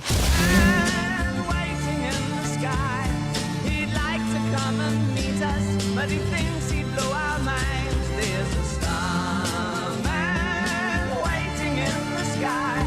He's told us not to blow it, 'cause he knows it's all worthwhile. He told me, let the children do. Welcome back, 10:19. That's the time on this Friday morning, and it's time to take a look about what's happening around the Riverbend at 10:20. We'll take you to the National Weather Service first. The Metro East Illinois area was smacked with some heavy winds and storms last night that included some hail late Thursday afternoon into the evening. Now, the National Weather Service of St. Louis said most of the punch of the storm rolled through the region between 4 and 6:30 p.m., but On Friday morning, the National Weather Service said it has dispatched teams to go out and survey damage and determine if any tornadoes were present through the widespread storm. We had some more wind than hail on the Illinois side, said meteorologist Jason Gosselin. We had reports of 1.75-inch golf ball-sized hail near Root House in Greene County. Also, there were reports of 1.5-inch hail just south of Beneld in Macoupin County and 1.25-inch hail in Oakville in Oakville. Columbia had some tree limb broken reports and some reports of a roof blown off and trees down in Prairie Town, 1 mile east of Troy, where there were reports of power poles down, also damages in Warden and the marine areas. Our surveyors will be out in those areas today determining the level of winds and damages. We don't yet want to officially say there were tornadoes involved, but that will be determined today and tomorrow. It was a widespread storm, and it kind of became a line and was embedded more in concentrated areas. There was possibility there were some tornadoes involved with winds that were probably over 70 miles an hour. The bleachers were flipped over on the racetrack at Worldwide Technology Speedway in Madison during the storm. Airmen Illinois reported the number involved in power outages at one point at 8:10 p.m. on Thursday as 2,900 customers, and as of 8:20 a.m. on Friday, it was down to 305, still without power. Those customers should all be back in service by 5 p.m. this evening. Brian Bretsch, the public relations spokesperson for Airmen Illinois, said in a statement to RiverBender.com. OSF Healthcare and the American Heart Association are collaborating to enhance the educational materials available in the AHA's STEM toolkit. It's fitting that as the American College of Cardiology recently published the new study showing vaping nicotine could lead to an increase in heart failure. One of the new OSF STEM activities focuses on showing how vaping and cigarette smoking can restrict your breathing. The American Heart Association STEM Toolkit is available to schools that participate in the association's in-school initiatives, Kids Heart Challenge and American Heart Challenge, and now 3 new activities created by the partnership: the effects of vaping and smoking on the lungs, the concept of a heart attack it influences, and the importance of hydration and avoiding sugary beverages. Through the OSF STEM lessons, students, families, and staff will learn valuable life skills, including how to make smart food choices, the importance of avoiding vaping and tobacco products, and the lifestyle and life-saving skills of hands-only CPR. This toolkit is available to schools that participate in those programs already mentioned. More than 15,000 schools across the country participate in these challenges, engaging 14 million students. At 10:23, one final bit of news for you out of Godfrey. Easter has passed, and perhaps one may have been out to a fish fry at the Godfrey K.C. Hall. If so, the council says thank you for supporting these events. It was successful fish fry year. Funds generated from those events go towards providing support to mental health and pro-life agencies, along with other social and humanitarian efforts. Most often refer to the facility at 1713 Stamper Lane as the KC Hall, but actually it's the Nicholas Club, where the Knights of Columbus Council 7804 holds their meetings and events. Technically, the Nicholas Club is owned by its own non-for-profit corporation because the individual councils cannot own property. This arrangement exists with all local Knights of Columbus groups. The hall serves as a home for the council. The facility is truly a place for the public of the community to host events. While the KC Hall, the Knights of Columbus, is a Catholic organization, all faiths traditions are welcome to utilize the Nicholas Club facilities. The large room, available and used for large events such as wedding receptions, trivia nights, banquets, and more. The smaller room is typically utilized for baby showers, birthday parties, and even funeral luncheons. In using the facility to host an event, one can bring any outside service providers that are desired, be it a caterer, entertainment, decorator, or more. The only thing that must be purchased in-house are beverages. For a meeting with Marcia or Linda to discuss and plan an event, call 618-466-9889 to schedule a private appointment. For more information, visit Godfrey.com. 10:25 is the time. Let's take a look at your weather. 50 degrees. It feels like 54 out there today. Temperatures reaching 63 degrees by the afternoon. They drop down to 40 when the sun goes down on Saturday, a high of 57, a low of 35 on Sunday, a high of 60. A low of 37, and on Monday, a high of 68, a low of 50, and on Tuesday, a high of 74, a low of 47, with a 70% chance of rain. For time and temperature throughout the day, 618-465-4545, this time powered by Tom Lane, your local State Farm agent. But before I do take a quick break and send you to Skycam, HanerLibrary.org, HanerLibrary.org. Make sure you participate in that really fun spring scavenger hunt for all the older adults out there that want to take a nice day trip around the city of Alton and throughout the Hainer Public Library District, where you can win great prizes and so much more. Plus, tomorrow, Puzzle Me This at the library, where teams of 4 will compete against each other to see who can create that puzzle in collaboration with Alton High School Graphics and Communication Club and the Genealogy and Local History portion of the library. They partnered up, created a one-of-a-kind puzzle that teams are going to compete to see who can finish it off first. Puzzle Me This at 401 State Street. For more information, HanerLibrary.org, HanerLibrary.org. And I want to see you at the spring scavenger hunt all throughout the 618.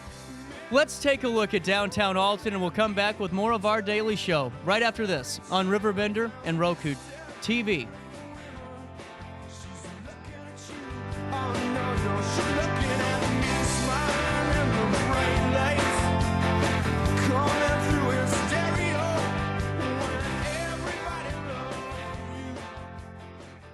No matter the season, Play It Again Sports in Edwardsville has the gear the athletes need to get in the game. Whether you're shopping for the newest sports equipment or saving money on quality used gear, Play It Again Sports carries what you need to maximize performance to get the most out of every swing, kick, stroke, or shot. We'll even buy your used goods, paying cash on the spot. We carry all the gear for all the sports all year long. We're your hometown sporting goods store. Play It Again Sports, conveniently located at 4 Club Center Court in Edwardsville.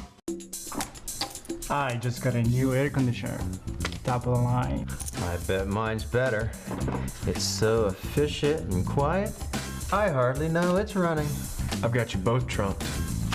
I've got a Linux. So do I. Barrett Heating and Cooling carries Linux products to meet any budget. Don't gamble with your energy dollars. Call Barrett Heating and Cooling and start saving today. Lennox. Innovation never felt so good.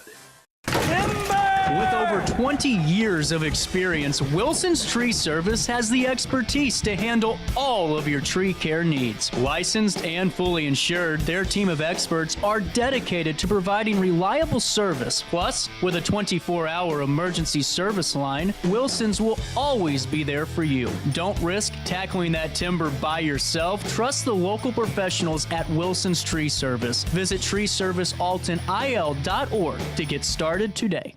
Welcome to Evergreen Place, a community that embodies joyful living, independence, and financial freedom for seniors. If you're looking for a full day of activities or to relax in your apartment, we have you covered. Located on the Alton Memorial Campus. To know us is to love us. Experience the difference at Evergreen Place.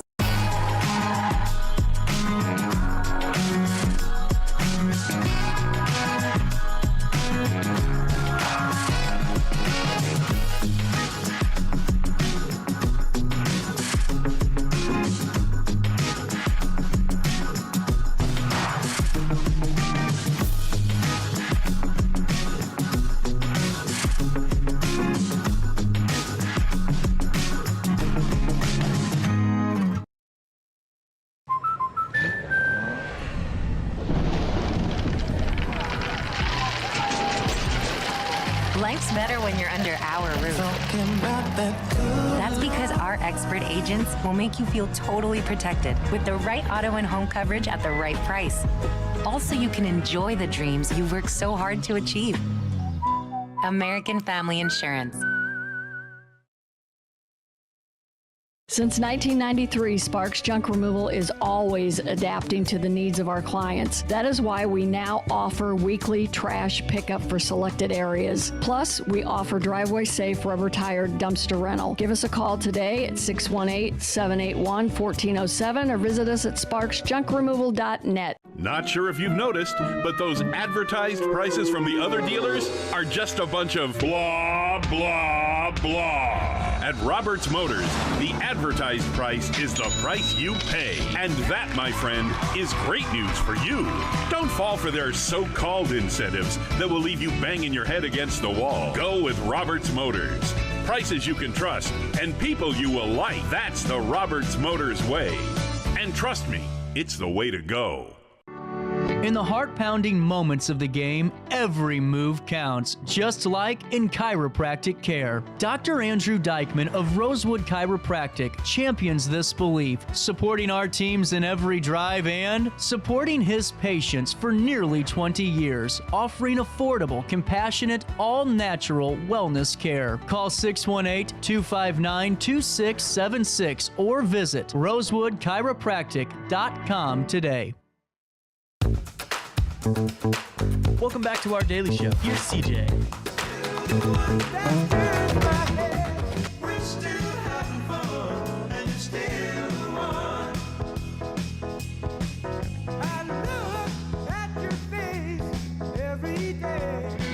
Welcome back to our daily show. 10:31, that's the time in downtown Alton on this 19th day of April. We got Sebastian Joe on Zoom now getting ready to join me, pitcher and pitcher. This is really exciting. A brand new Tom Sawyer book. Let's go over to Zoom now. How are we doing today, Sebastian? Good to see you. Hey, CJ. Nice to meet you. Nice to meet you too, man. So fill me in on this. How did the idea come about? This is really exciting.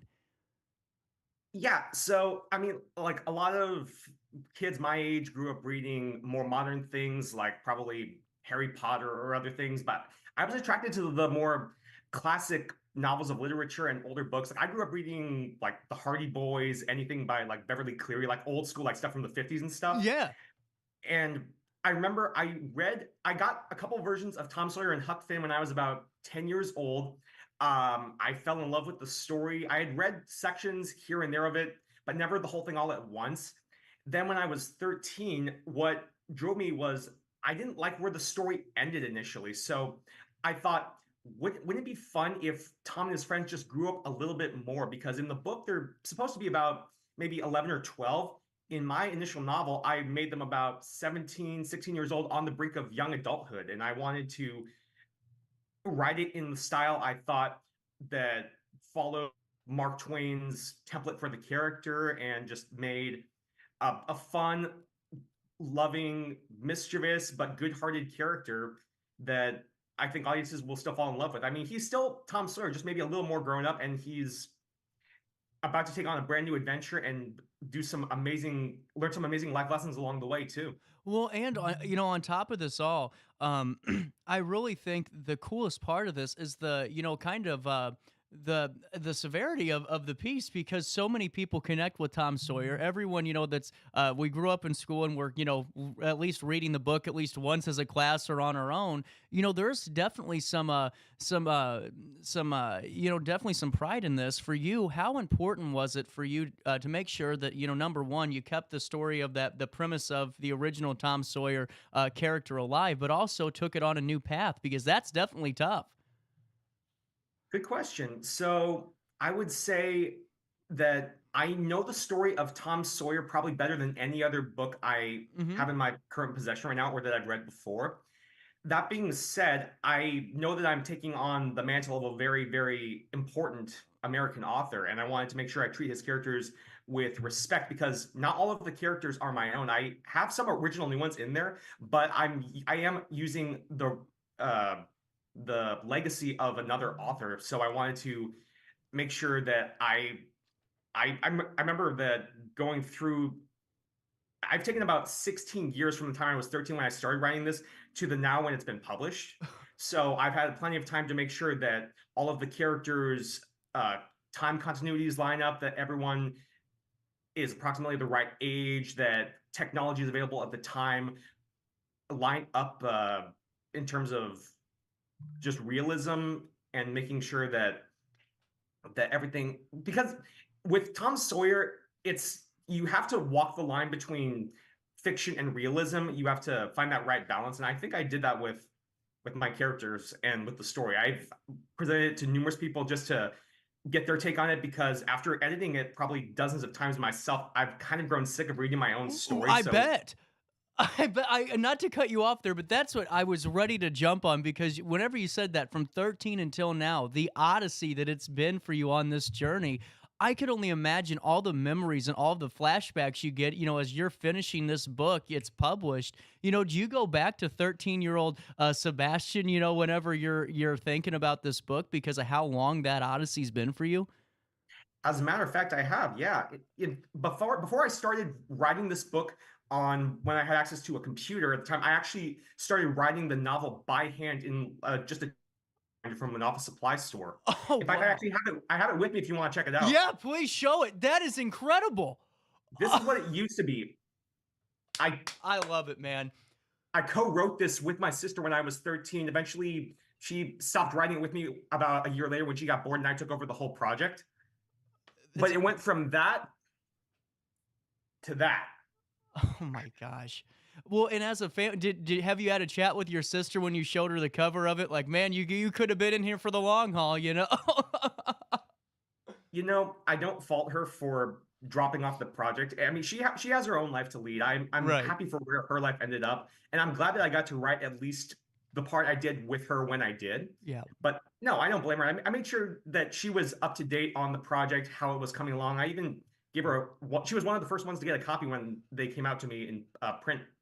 That's so cool. And Sebastian, let's talk about the premise of this piece, because I know folks at home, my text line is literally like singeing right now because I'm not asking the obvious question. And that's the overview of the story. Take me through what we can experience when we open up this great novel, Tom Sawyer and the Treasure of the Dark Mystery.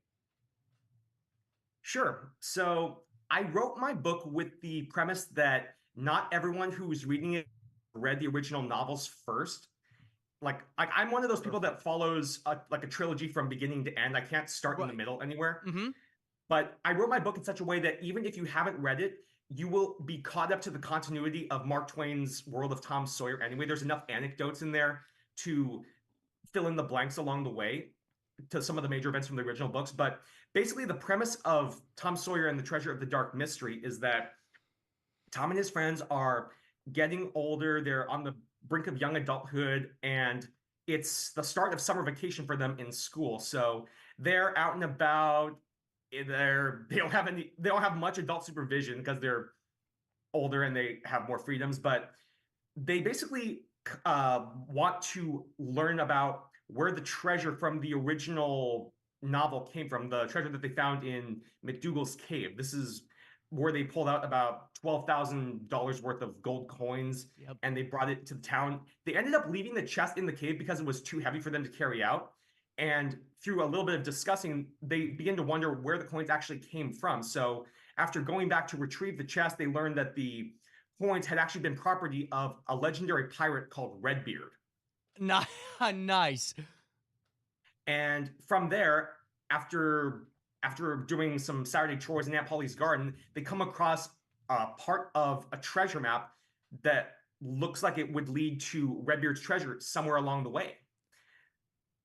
And then I don't want to cut you off, but I mean, just hearing some of that is so great for readers, young and old, because for, someone that's grown up already reading the book, and I know that you wrote this for someone who didn't have to read that first one, but even for folks that do know a little bit about it, to see those really cool and unique tie-ins, that's awesome. And for young readers, talk about no better way to get someone engaged than talking about Redbeard in a Tom Sawyer book. That is really cool. Yeah, thanks so much. Yeah, I wanted to. The story evolved a lot the more I worked on it. I probably finished the first version of it when I was maybe 18 or 19, but I didn't like where it ended because it was still kind of walking the boundary between realism and fantasy. Yeah. So I came up with some brand new plot points. I realized that like some of my writing style was very unprofessional. So I tried to make it look like an actual book that you would get at a bookstore in terms of quality and content. I actually brought the book back to my old high school English literature teacher back when she taught me for about 5 years from junior high to high school. I got to show her the first rough draft of it, and she offered her points. And then it was a long journey after that of getting a professional editor, working with an illustrator, because that book actually has about 30 full shaded illustrations, including the full colored front and back of the book too. Right. Well, and I was reading on the email a couple of days ago with the press release, and I saw that you even were so focused on making sure that the continuity was there that you made sure that weather patterns held up the same in this. Is that correct? That is correct. Yeah. So part of everything from technology to, I wanted to make sure the weather patterns lined up. I originally had it in the book that they encountered a hurricane, even though because I learned that Missouri apparently can get remnants of hurricanes, but not likely the entire thing. So I changed it to a thunderstorm with maybe some flash flooding. And then I also tried local vegetation and plant life for Missouri would be accurate too. Find out which plants grew in Missouri, whereabouts. Because I originally had a couple of scenes with palm trees in there, and then I realized this isn't the tropics. We can't do that. So I got some advice about what was realistic for the local area, and I went from there. We have a text question. I normally don't ask these during a live show. I just kind of let them ding. But this is interesting. Did you have a favorite character of the book, the initial? The way I see it, all of Mark Twain's characters are pretty amazing. They all have great backstories. In fact, part of writing the book for me, I actually gave more page time to some of the lesser discussed characters of the book, like Sid, Aunt Polly, maybe a little bit more of Judge Thatcher. Yeah. But I would say favorite characters, it's really hard to beat Tom. He's the ringleader. He's pretty amazing, but I also kind of have a soft spot for Huckleberry Finn too. Same here. And thank you from the 6-1. I normally don't ask text questions during the show, but that was an interesting one I figured I'd throw out there and show some love to the text line. And Sebastian, getting back to something you hit on earlier that I think's really cool about this, because even though the story's amazing, and I've gotten a chance to read through some of it already, I'm not all the way finished yet, but I'm almost there. What I think's so cool about this is the story of the story. Where you're going back and talking to your high school English teacher to kind of proofread this, and then you take it up the ladder and you keep working the way up. It's such a testament, too, for me, for any young author, maybe anyone that's not even into writing, but just how to follow through your project to the end, start to finish. This is years in the making. What's your message for somebody that's a young author out there, or maybe just a young individual in the arts and entertainment section of society? What's your message to kind of keep pushing through and persevering? So I would say one of the best things you can do as an artist or a writer is try to find the right balance between practicality and your dreams, ultimately, because some dreams are harder to achieve than others.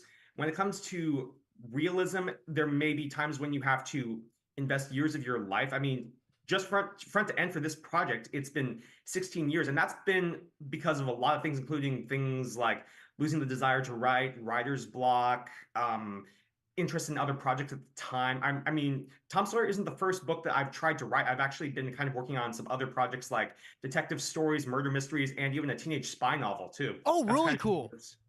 But I would say find something that you enjoy doing, because if you don't enjoy it, you won't have any drive to do it. When I was in high school doing all these school projects for my high school English teacher, I wasn't writing books as part of my regular school curriculum. I mean, I was writing papers about certain theories or prompts, but I wasn't enjoying it so much. Once you put me in front of a computer writing a story from my own heart, that's where the drive really kicks in. So find something that you like to write about, and don't be afraid to reach out for advice or wisdom from people who have a more experience in one area than you may have. I mean, this project was the work of many, many people. I couldn't be where I am today without my my high school English teacher, my editor. My uncle is actually a professional author who gave me lots of tips for Really writing. cool. He'd done this before, so he guided me and shepherded me along the way. That's so cool, man, and that's what I think's amazing about this story. And getting back to the overall book itself, can folks purchase this today? Yeah, so the book itself is available for purchase on most major retailers. So places like authorhouse.com is the home place where you can buy it. You can get it on Barnes& and Noble, everend.com, Google Reads, iBooks. And if you type the name of the book into like a search engine, you're probably going to find my book title in the top 12 results, I would guess. But I also have it scheduled to eventually be released physically in stores very, very soon. I've made sure that that was available. And also there are ebook versions of the story if you want to read it on a tablet or other device that you have. Really cool. And now for maybe, and I don't know if you have the answer to this question. I know that there's so much of a team here with this project. If a teacher or a school district's interested in this area going, it would be really cool if we could get our hands on some sequels of to the initial Tom Sawyer's novel and bring them into our district. Do you guys have a way yet to do kind of larger scale orders? That is a very, very good. So here's the thing. So I am not Mark Twain. Right. I can't write like him. I don't have that kind of classic literary writing style. I think I write good, but I just don't write to the level that Mark Twain does. If some school wanted to use my book for reading, I think there's a lot of great lessons and great writing behind it if they want to. Absolutely, they could order it in any way they want to. One of the options that we were considering was doing a mass distribution to libraries. Yeah. That's what I was kind of wondering about too, because I thought, Sebastian, you aren't Mark Twain, but who is, But I thought, and you never know who the next, what the next book is that really grabs hold of a generation, and you never know. So anytime we have a chance to kind of plug that for our local school districts and any libraries that we partner with here on the platform, we love to give those opportunities out. And what was your favorite part of the process here? Was it the years of writing and revisions and getting things together? Was it the distribution of this piece? Is it the announcement of it for you? What's the cherry on top of this odyssey? I would say all of the above, but something I'm very, very proud of is that when I was younger, my mom and my dad used to read a lot of books to me and my sister when we were younger.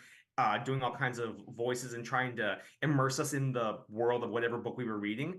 I'm currently getting to read the book to them myself right now as a brand new author, coming up with my own character voices and ways. I'm including things like soundtracks and sound effects for the scenes I'm reading while I'm doing the actual reading itself. So I'm trying to create almost like an audiobook setting. Really cool.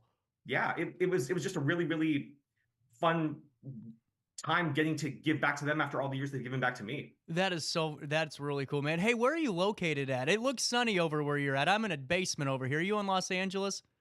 I am in Los Angeles. I'm in Torrance, California right now. It is a little cloudy outside. I'm not sure where you're seeing sun coming from. Oh, behind you in the shades. That's what I was looking. Sorry. Okay. But no, I was just curious because we, at our daily show, we love to talk to national guests too, and anyone outside of our area to bring some awareness to all the great things going on throughout the country. And if we can get a few folks to purchase a copy of the book today, man, that's all I'm asking for the audience. And now, what's your final message for folks that want to learn more about the book? Do you have any more coming down the pipeline you can fill us in on? You mean more books? Yeah. Trying to release in the future? Yeah.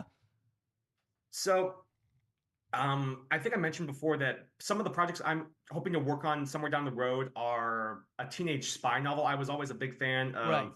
I grew up reading, just for example, the Alex Rider series by Anthony Horowitz. I grew up with that book. It was about a teenage spy who joins MI6 for special undercover missions and stuff. I wanted to write a book similar to that, so I started coming up with my own book. It's not fully finished right now because most of my work and effort was focused on Tom Sawyer at the time, but it's just a working title right now. It was what we call it's a book called Spy Guy, I think. Nice. So it's a group of teenage spies who come from nowhere, but they have some pretty unique skills they can offer to intelligence agencies to help bring down world threats and other things. I've also got I'm writing a detective story set in the 1970s. Oh, cool.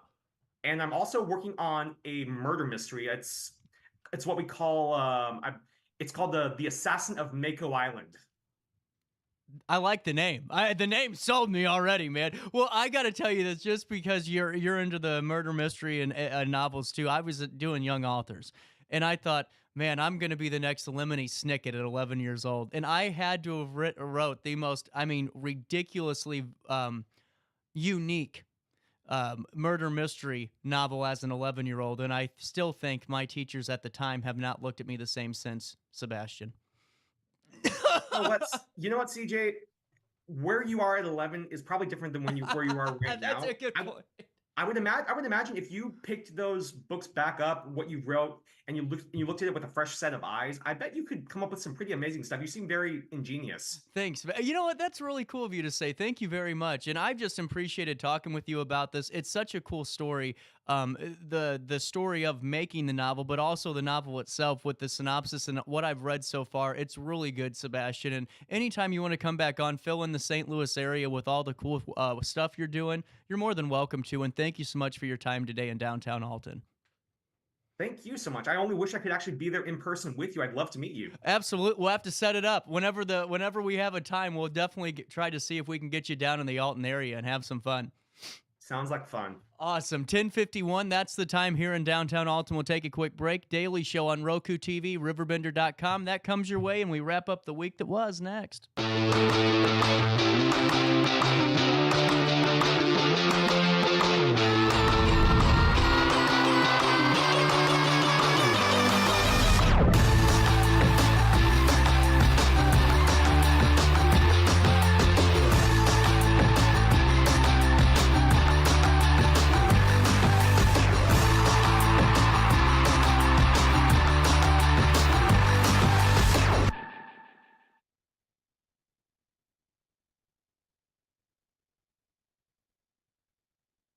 Since 1993, Sparks Junk Removal is always adapting to the needs of our clients. That is why we now offer weekly trash pickup for selected areas. Plus, we offer driveway-safe rubber-tired dumpster rental. Give us a call today at 618-781-1407 or visit us at sparksjunkremoval.net. Macias Insurance Agency, providing quality products with extremely competitive prices. As an independent provider, we source multiple companies to offer the best rates possible, covering auto, home, business, and life insurance. Our goal is to provide quality service that meets and exceeds customer expectations. You can rest easy knowing the Macias team is working round the clock to ensure that both you and the most important parts of your life are covered. Our qualified professionals make the insurance process easy so you can live carefree and focus on what matters most. Visit MaciasInsuranceAgency.com today to find out what our team can do for you. Not sure if you've noticed, but those advertised prices from the other dealers are just a bunch of blah, blah, blah. At Roberts Motors, the advertised price is the price you pay. And that, my friend,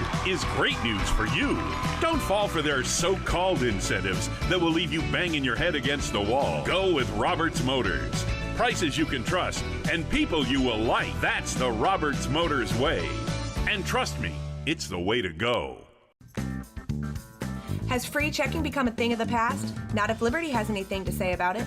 With 3 free personal checking options and even a free business checking account, free is alive and well at Liberty Bank, the local bank that gives you free checking choices and more cashing in your pocket. Bank locally, bank Liberty. For more information, visit www.bankliberty.com.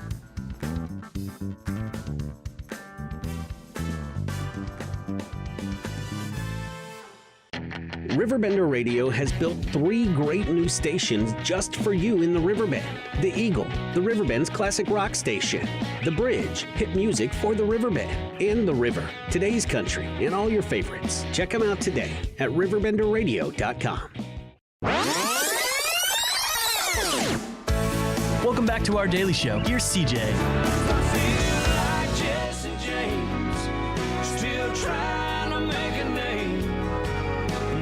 Nothing's gonna change what I am. I was a young troubadour when I rode in on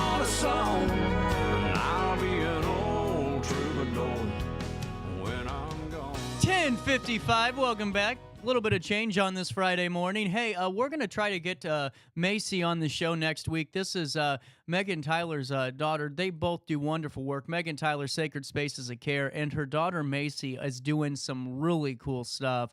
Alton High School sophomore Macy Tyler has made quite a name in a positive way and will be a delegate to the Congress of Future Medical Leaders on June the 26th. Just outside of Boston on the University of Massachusetts Lowell campus. The Congress of Future Medical Leaders is for those who want to become physicians or go into medical research fields. The purpose of the event? To honor, inspire, motivate, and direct the top students in the country interested in these careers to stay true to their dream, and after the event, provide a path, plan, and resources to help them build a future toward their goal. Macy is on a health occupations path at Alton High School, which includes the principles of biomedical science, human body systems, medical interventions.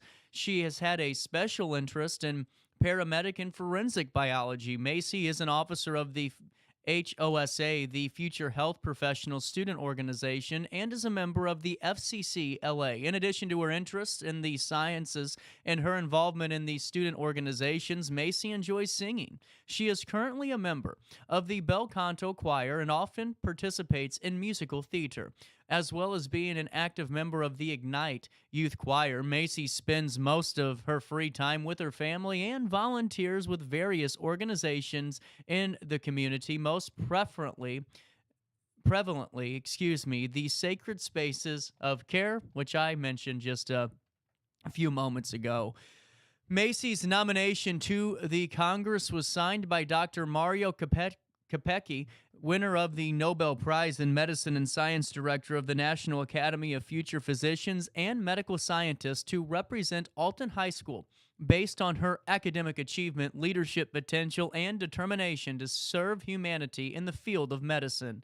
During the 3-day Congress, Macy will join students from across the country and hear Nobel laureates and National Medal of Science recipients discussing leading medical research by given advice from Ivy League and top medical school deans on what to expect in medical school, witness stories told by patients who are living medical miracles, and be inspired by fellow teen medical science prodigies and learn about cutting-edge advances in the future in medicine and medical technology.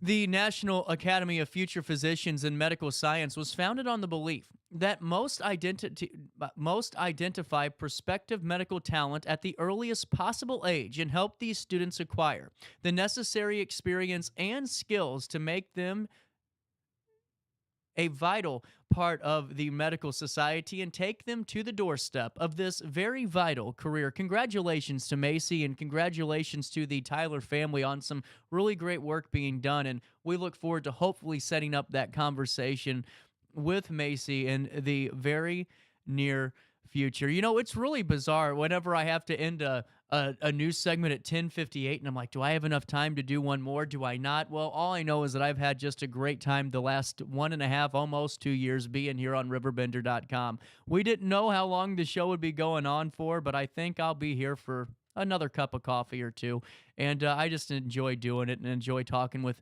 each and every one of you, and we're booked up full for the next couple of weeks. We already hit 500,000 viewers in the first 4 months of the year, and I know that it's going to be growing and growing because of your commitment to hearing about local stories, hearing about local news, and always gathering up and getting your daily dose of local. 10:59 is the time on this Friday morning. I'll see you back here on Monday.